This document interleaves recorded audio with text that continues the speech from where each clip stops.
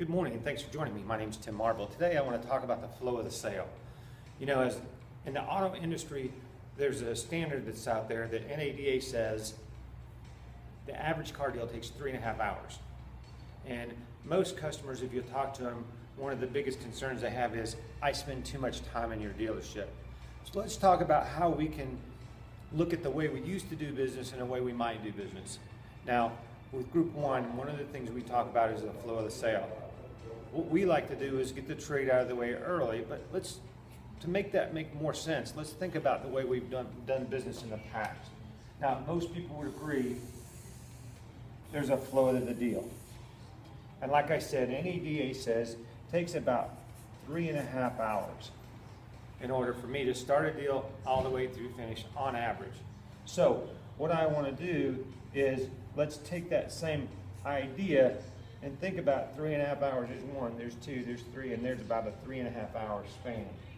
And I'm going to say that customers have a level of interest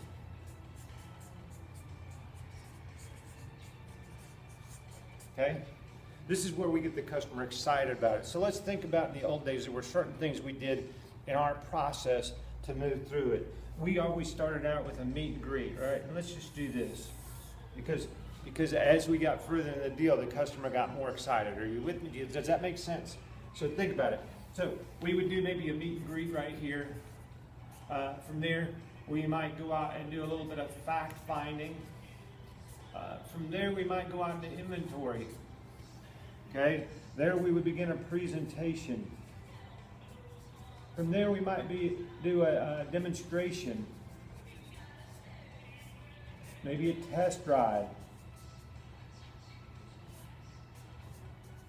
Okay, are you with me? This is kind of how the old deals went, but here's kind of where things got a little goofy for us. We worked really hard to get the customer excited about a car. We let them go out, we let them pick out the car. It was all good and fine, the customers were all excited, but here's where it got a little odd.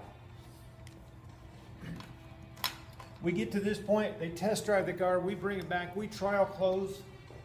We get to right here and we go, hey, let's do this. Let's get some information on your trade. Let's go ahead and start that process right now. Let me ask you a question.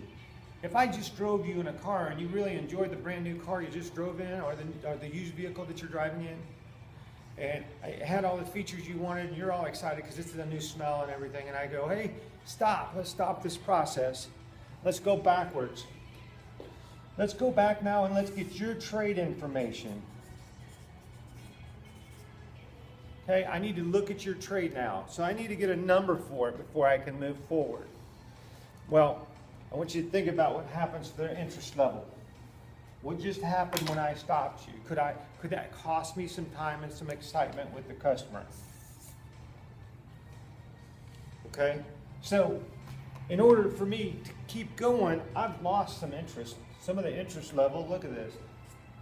We look at interest level, look at this.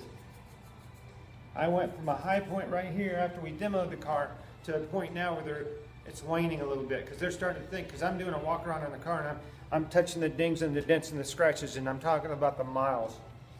Okay, so where's your customer's mind at? All of a sudden it changes from the excitement of the new car, we're talking about my old car again. So let's talk about what we would prefer to do. Our process with Group 1 is more like this. We're going to do a meet and greet. We're going to do a needs assessment.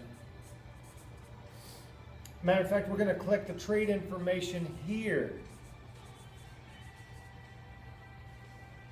Okay, we're going to do it really early, and there's a lot of good reasons to do it. Number one, let's set ourselves apart. We're different from the rest of the guys. I'm not afraid to look at your trade and give you a number. And matter of fact, we offer free appraisals here. Get excited about it and make it a benefit to the customer. I've heard salespeople say, hey, you know what? I'm afraid to ask for the information too early. You know what? It takes you a minute to do a good meet and greet, another 10 to 12 minutes that you're going to spend on your needs assessment. You're going to get into their present vehicle right now. You're still not calling it a trade-in. Get in their present vehicle, find out some information, get the VIN, get the miles, walk around the trade. Okay, it's okay. You have to tell them it's okay. If you don't, then they get worried. So from here, let's think about it. So now I go ahead and I continue out I pull up a vehicle, they drive the vehicle, we do the demo, we do the test drive, we get back, guess what? I don't have this downfall right here to worry about. A matter of fact, I go right into numbers when they get back. So, that's the flow of the deal. That's why you should get excited. It's different. A matter of fact, think about this. In most stores, I talk to the salespeople and they tell me this 15 to 30 minutes it'll save them just by looking at the trade early. So think about it. If I could go from 3.5 hours to 3 hours, would that save your customer and you some time? It's a benefit. Can we use it? Now here's what you need to do today for your exercise.